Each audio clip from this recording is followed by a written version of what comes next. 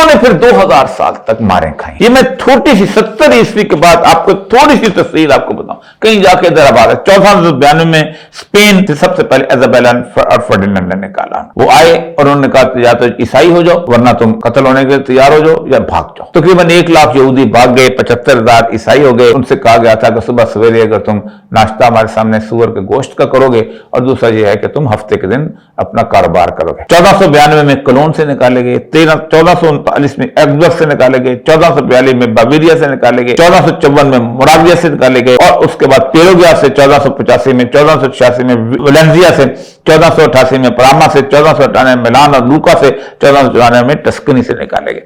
تفصیل کے ساتھ اس نقشے کو اگر دیکھیں, ایک جگہ رہتے تھے, وہاں پہ حملہ ہوتا تھا, وہاں سے نکال دیا جاتا. شہروں میں ان کو رہنے کی اجازت نہیں تھی. ان کے علاقے تھے جن کو گھیٹوں کہا جاتا تھا, کوئی سول کمیونٹی جسے کہتے ہیں, نہ سیوریج تھا, نہ پانی تھا, نہ کوئی اور چیز تھا. 1 گھنٹے کے لیے 2 گھنٹے کے لیے بازار میں آتے تھے, گلے میں تختی لٹکی ہوتی تھی کہ ہم اس تختی, یہ شخص یہودی ہے, اس کو اس طرح پہچانا جائے. ایک خاص لباس پہنتے تھے. مدتوں ان کو کسی بھی طور پر انسانوں والے نام نہیں رکھنے دیے جاتے تھے. کوئی ڈاگ رکھتا تھا, کوئی کوک رکھتا تھا, کوئی بلیک سمتھ رکھتا تھا, کوئی گولڈ سمتھ رکھتا تھا. انسانوں کے نام رکھنے کی اجازت نہیں تھی.